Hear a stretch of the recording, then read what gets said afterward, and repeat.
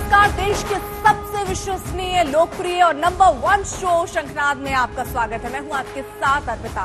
देश की सियासत में धर्म युद्ध छिड़ा हुआ है। कहीं लाउडस्पीकर पर घमासान है तो कहीं कानून को लेकर आर पार की जंग जारी है। आज शंखनाद में होगी इसी धर्म युद्ध की बात। आपको बताएंगे कि कैसे कॉमन सिविल कोड को लेकर अब सियासत गर्म है।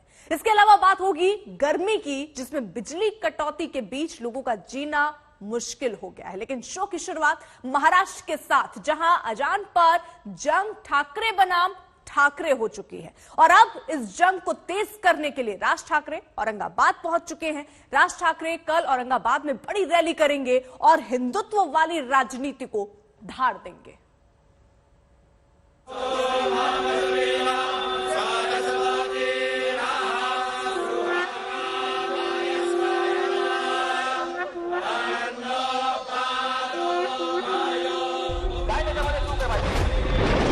धर्मांतर नहीं है, मी धर्माभिमानी है।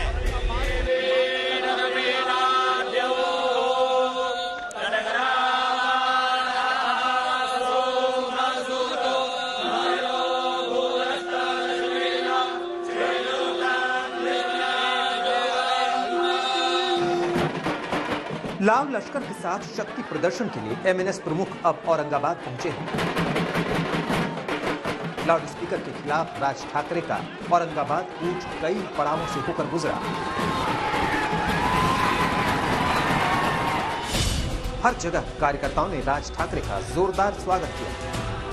महाराष्ट्र के सियासी रण में अपने नेता की हौसला अफजाई की। हिंदुत्व हे जर राष्ट्रीयत्व असेल तर मला राष्ट्रीयत्व जास्ती मान्य आहे। काय त्याच्यामध्ये चूक आहे भाई? मी धर्मांतर नाही आहे, मी धर्माभिमानी आहे। माझा कोणाच्या प्रार्थनेला विरोध नाहीये, पण तुम्ही आम्हाला त्रास देऊ नका। देशभरातल्या माझ्या सर्व देशभक्त हिंदू बांधवांना माझी विनंती आहे की तयारीत राहा। करीब महीने भर से राज ठाकरे ने महाराष्ट्र के मस्जिदों में लाउडस्पीकरों के खिलाफ अभियान छेड़ा हुआ है। हिंदुत्व के इस यज्ञ में अगली आहुति औरंगाबाद में दी जाएगी। इसी के लिए राज ठाकरे शनिवार सुबह किसी योद्धा के अंदाज में पुणे से निकले।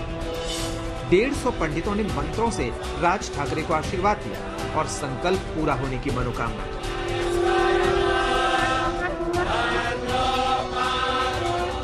जिसके बाद राज ठाकरे का काफिला पुणे औरंगाबाद हाईवे पर बढ़ चला।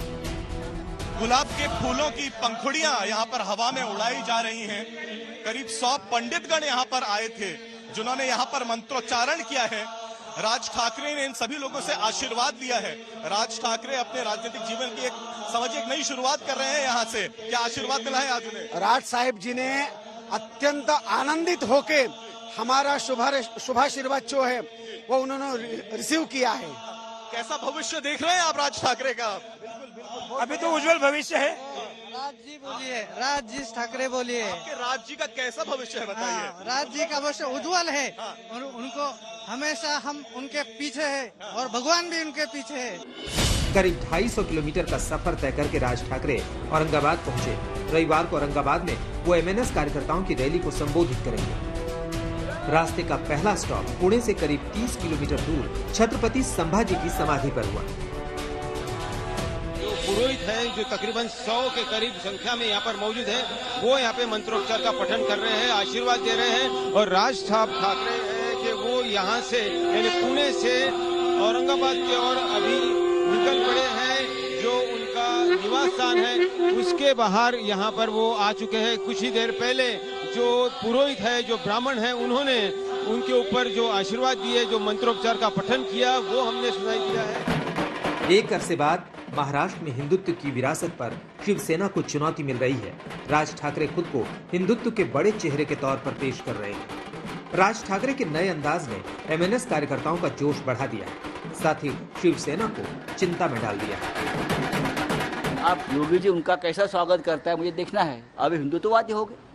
जिसने योगी जी के शरीर पर जो भगवे वस्त्र है उसका अपमान किया था, हाँ, एक गंजा आदमी भगवे वस्त्र पहनकर घूमता है, तो आप हमें हिंदुत्व सिखाने की भाषा करते हो। भाई छोड़ दीजिए, ज्यादा बात करूंगा तो आपको बाहर निकलना मुश्किल होगा। लाउडस्पीकर के खिलाफ अभियान के साथ राज ठाकरे इशारों में उद्धव ठाकरे को निशाना बना रहे हैं। योगी आदित्यनाथ से तुलना कर उद्धव की राजनीति पर सवाल उठा रहे हैं। राज ठाकरे साहब तो राज ठाकरे साहब है, वो उनके जैसा एक ही आदमी हो सकता है और वो खुद हो सकते हैं। ये जो बैठे सत्ता में वो भोगी है, उनको सत्ता ही भोगना है, उनको कुछ काम नहीं करना है। लेकिन नारा कौन दे रहा है? नारा देने वाले जो लोग हैं, जिससे अभी हम लोग क्या नव हिंदुत्ववादी, अभी उनको नया नया हिंदुत्व के बारे में जानकारी प्राप्त हुई है कि हिंदुत्व भी देश में है। अब औरंगाबाद में राज ठाकरे उद्धव सरकार के खिलाफ जंग तेज करने की तैयारी में हैं। यह भी दिलचस्प है कि रविवार की अपनी रैली के लिए राज ठाकरे ने चलो संभाजी नगर का नारा दिया है। औरंगाबाद को संभाजी नगर करने की मांग लंबे अरसे से उठ रही है, लेकिन राज ठाकरे ने अपनी सियासत की नई पारी का आगाज ही औरंगाबाद को संभाजी नगर बनाकर किया है।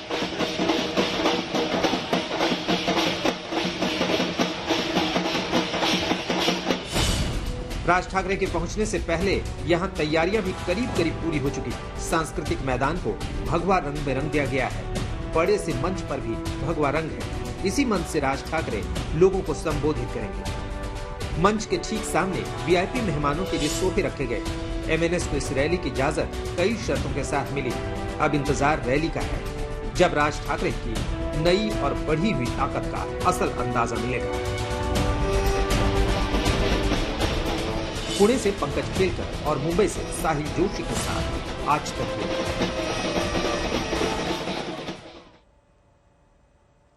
समान नागरिक संहिता लागू किए जाने की चर्चाओं के बीच इसका विरोध भी शुरू हो गया है।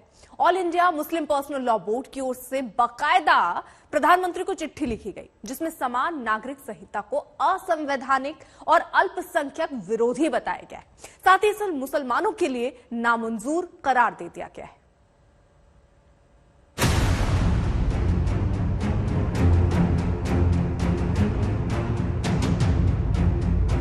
आज की सरकार बिना मसौदे, बिना ड्राफ्ट के इस चीज को लागू करना चाहती। यूनिफॉर्म सिविल कोड इस मुल्क के लिए बिल्कुल कतई तौर पर मुनासिब नहीं है। ये ऐतराज, विरोध में उठती आवाज इस बात की चर्चा बढ़ा रही है कि क्या देश में हिंदू या मुसलमान सबके लिए एक विधान की तैयारी शुरू हो गई है? क्या बीते कुछ दिनों में कॉमन सिविल कोड को लेकर जो अटकलें लगाई जा रही हैं, अब उसे लागू करने का वक्त आ गया है? क्योंकि कॉमन सिविल कोड जैसी किसी भी पहल को असंवैधानिक बता चुके मुस्लिम पर्सनल लॉ बोर्ड ने अब सीधे पीएम मोदी को चिट्ठी लिखी, जिसमें समान आचार संहिता सभी समुदायों से बातचीत के बाद ही लागू करने की अपील की गई। साथ ही चिट्ठी की एक कॉपी यूपी के सीएम योगी आदित्यनाथ को भी भेजी गई है।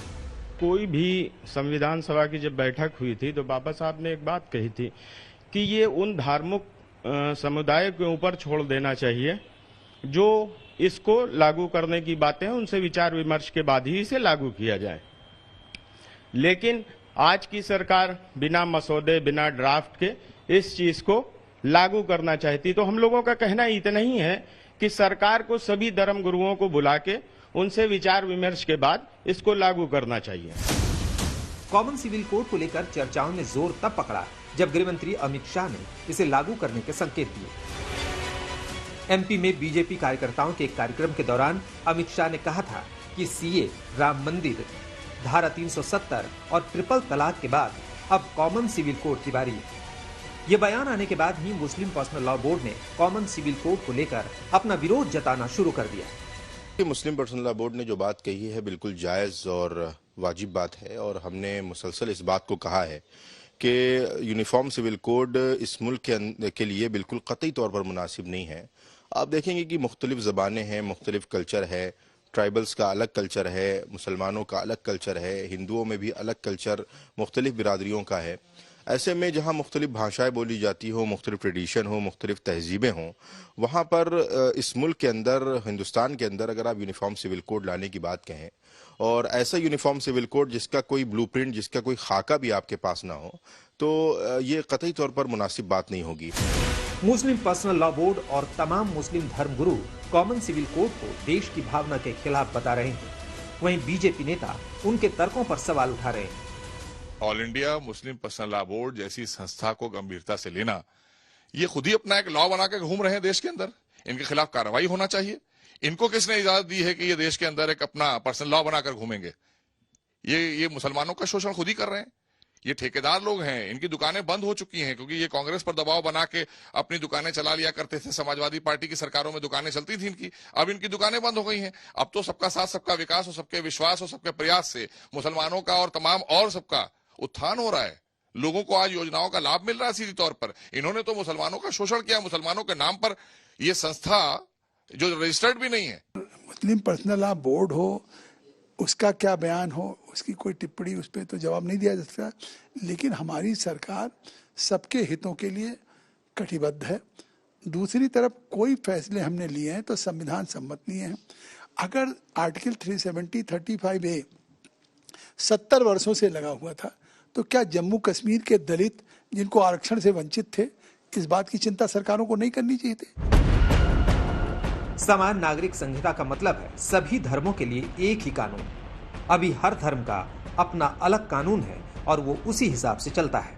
हिंदुओं के लिए अपना अलग कानून है जिसमें शादी, तलाक और संपत्तियों से जुड़ी बातें हैं। मुस्लिमों का अलग पर्सनल लॉ है और ईसाइयों का अपना पर्सनल लॉ।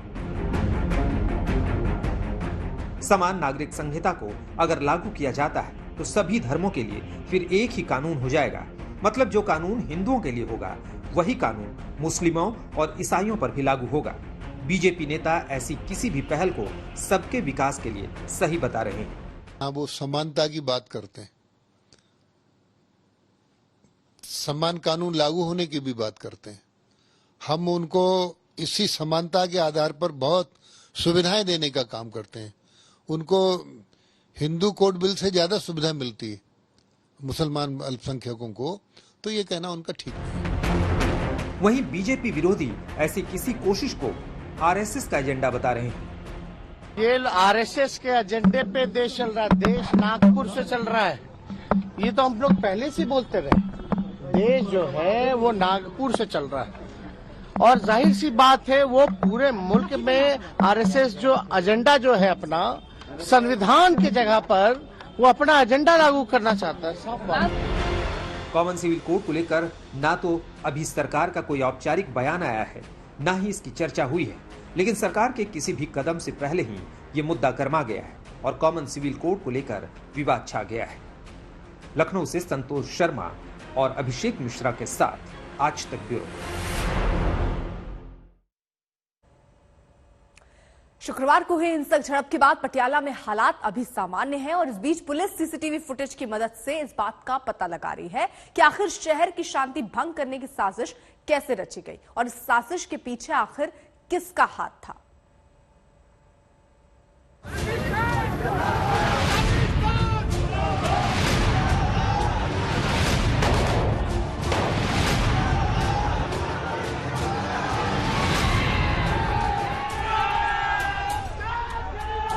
खालिस्तान के खिलाफ मार्च ने पटियाला को जंग का मैदान बना दिया।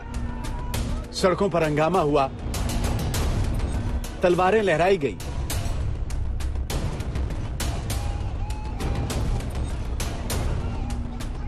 पुलिस की ओर से हवाई फायरिंग हुई। अब बारी एक्शन की है।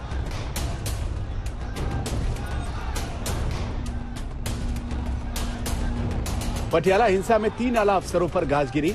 पटियाला रेंज के आईजी, एसएसपी और एसपी को तुरंत प्रभाव से हटाने के निर्देश दिए गए। हिंसा को लेकर भगवंत मान ने डीजीपी के साथ बैठक की, तो वहीं पुलिस की ढिलाई से मान भड़के नजर आए। पटियाला पुलिस ने घटना को लेकर 4 एफआईआर दर्ज की और आरोपियों की धरपकड़ शुरू हो गई है। ये मसला 2 समुदायों का नहीं था, ये 2 पॉलिटिकल पार्टियां आपस में उनके वर्कर लड़े थे और पंजाब की सोशल बॉन्डिंग बहुत जबरदस्त है। तो पुलिस अधिकारियों को बदल दिया गया है और अभी पीस कमेटी की मीटिंग चल रही है। सब कुछ घटना के बाद पटियाला में शनिवार सुबह 6 बजे तक कर्फ्यू का ऐलान कर दिया गया, तो 2G, 3G, 4G इंटरनेट सेवाएं बंद कर दी गईं, ताकि किसी तरह की अफवाह से शहर का माहौल ना बिगड़े। हम कोई भी शरारती अंसर को साथ ना दें। अगर कोई ऐसा आपके सामने आता है हमें बताइए। We are taking action. Please, I'm again requesting, don't panic about the internet services not being available to you. 9:30 to 6 p.m. internet services may not work, but that is only to ensure कि कोई rumor mongering and अफवाहें जैसे कल हुई थी वो ना हो। पटियाला में खालिस्तान विरोध मार्च के दौरान जो उपद्रव हुआ, उसके बाद पुलिस ने मार्च के आयोजक हरीश सिंगला को गिरफ्तार कर लिया। हरीश पहले शिवसेना के नेता थे, लेकिन अब उन्हें पार्टी ने निकाल दिया है। इसी बीच काली माता मंदिर के बाहर के घमासान की सीसीटीवी फुटेज भी सामने आई है, जहां पथराव के बीच पुलिसकर्मी बीच बचाव करते नजर आ रहे हैं। प्रशासन अब बातचीत से मामले को शांत करने में लगा हुआ है। ये बताया जा रहा है कि पुलिस ने उन शरारती तत्वों को आइडेंटिफाई कर लिया है और बहुत जल्द उनकी गिरफ्तारी हो जाएगी।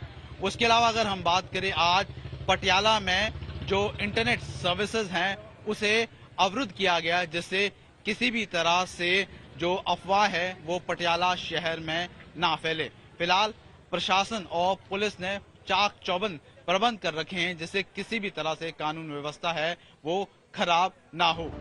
दिल्ली के मुख्यमंत्री अरविंद केजरीवाल ने भी दोषियों पर एक्शन की बात कही है। पंजाब में जो लोग भी पंजाब की शांति को भंग करेंगे, उन सब के खिलाफ सख्त एक्शन होगा। मामले में सियासत तेज हो गई है। विपक्ष आम आदमी पार्टी को घेरने की कोशिश कर रहा है। सवाल यह है कि जब मार्च की जानकारी पहले से थी तो इंतजाम क्यों नहीं किए गए। अगर जिला प्रशासन को इस तरह की कोई आशंका थी कि वहां पे हिंसा हो सकती है, तो जिला प्रशासन को, राज्य सरकार को पुख्ता इंतजाम करने चाहिए थे। जैसे मैंने कहा कि ये पंजाब की परंपरा नहीं है। जब पाकिस्तान सीमा पार से पंजाब में आतंकवाद प्रोत्साहित करता रहा, हिंदू सिख एकता को तोड़ने की कोशिश करता रहा, तब भी पंजाब में कभी इस तरह से अमन और शांति भंग नहीं हुई। तो इसको सरदार भगवंत मान को बहुत गंभीरता से इस वाकया को लेने की जरूरत है। भगवंत मान साहब की सरकार ने, माननीय मुख्यमंत्री मान साहब ने खुद स्थिति को बहुत गंभीरता से लेते हुए कुछ प्रशासनिक फैसले वहां पर लिए। कुछ पुलिस अफसरों को वहां से हटाया गया, कुछ नए लोगों को लाया गया, नए लोगों को जिम्मेदारी दी गई और पूरी सिचुएशन पे मुख्यमंत्री जी नज़र बनाए हुए हैं। आज उन्होंने जो घायल हुए हैं पुलिसकर्मी, उनसे भी बात करी। बहरहाल इलाके में माहौल तनावपूर्ण बना हुआ है। भारी सुरक्षा बल की तैनाती की गई है। पटियाला से ललित शर्मा के साथ सत्येंद्र चौहान, चंडीगढ़, आज तक। तो स्थिति को देखते हुए सुरक्षा के तो इंतजाम किए गए हैं, लेकिन सियासत भी वहां हाई चलती हुई नजर आ रही है। लेकिन पारा सिर्फ वहां नहीं बढ़ा, देश का पारा भी बढ़ा हुआ है। देश के तमाम राज्यों में गर्मी का कहर लगातार बढ़ता जा रहा है और सबसे बड़ी बात यह है कि मौसम के इस कहर से जल्द राहत मिलती नहीं दिख रही है। मौसम विभाग की माने तो आने वाले दिनों में गर्मी अभी और सताएगी।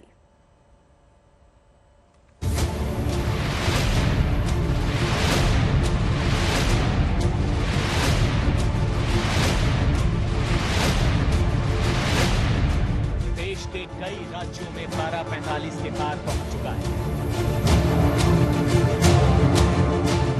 शहर शहर भट्टी की तरह सुलग रहे हैं।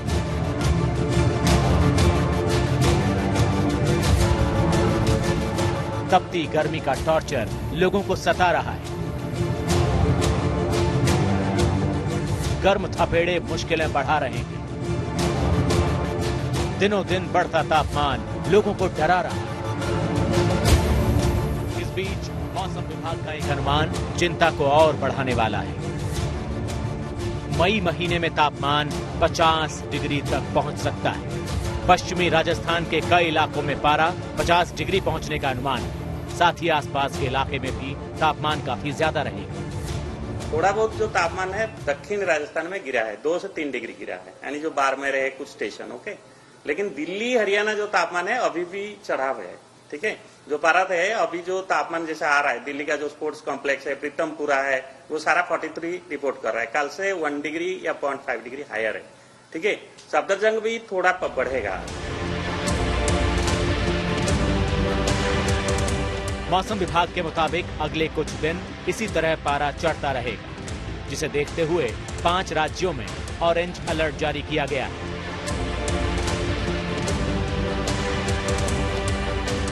दिल्ली समेत बाकी राज्यों में लोगों को घरों से बाहर ना निकलने का सुझाव भी दिया जा रहा है। ये जो सारा इलाका है ये ऑरेंज वार्निंग में है, जैसे राजस्थान है, पश्चिम राजस्थान, पंजाब, हरियाणा, दिल्ली और पश्चिम उत्तर प्रदेश, मध्य प्रदेश, झारखंड, ये सारा ऑरेंज वार्निंग है 3 दिन तक, ठीक है। 30 और 29 आज एंड कल और फर्स्ट, ठीक है। सेकंड में ऑनवर्ड जो है बहुत ज्यादा चेंज हो रहा है। हमारा जो वेस्टर्न डिस्टर्बेंस वो पूरा आगे आ रहा है और उसके साथ साथ आंधी और थोड़ा रेन भी हो सकता है। सेकंड से 4 तक जो है राजस्थान, दिल्ली, पंजाब, हरियाणा में बारिश हो सकता है, आंधी भी हो सकता है। तपती गर्मी लोगों को सता रही है, प्रचंड गर्मी लोगों पर कहर ढा रही है। राजधानी दिल्ली में गर्मी के प्रकोप का अंदाजा आप इसी बात से लगा सकते हैं कि महज 6 किलोमीटर की दूरी तय करने के बाद दिल्ली के तापमान तेजी के साथ बढ़ रहा है। राजघाट पर जो तापमान 41 डिग्री के आसपास था वो राजपथ पर पहुंचते पहुंचते 42 डिग्री तापमान पर पहुंच गया। राजपथ की तस्वीरें हम आपको दिखाना चाहेंगे। अमूमन यहाँ पर वीकेंड पर खास तौर पर लोग बाग देश के अलग अलग राज्यों से घूमने के लिए आते हैं, लेकिन इस वक्त राजपथ पर पूरी तरीके से सन्नाटा जो है वो पसरा हुआ है। लगातार गर्मी का जो तापमान है वो बढ़ता जा रहा है। मौसम विभाग की माने तो अगले 1 से 2 दिन के अंदर राजधानी दिल्ली और एनसीआर में जो तापमान है 44 डिग्री तक पहुंचने की उम्मीद है। हालांकि उसके बाद पश्चिमी विक्षोभ राजधानी दिल्ली और उत्तर भारत में कई हिस्सों में सक्रिय होगा, जिससे तापमान में थोड़ी राहत मिलने की जरूर उम्मीद है।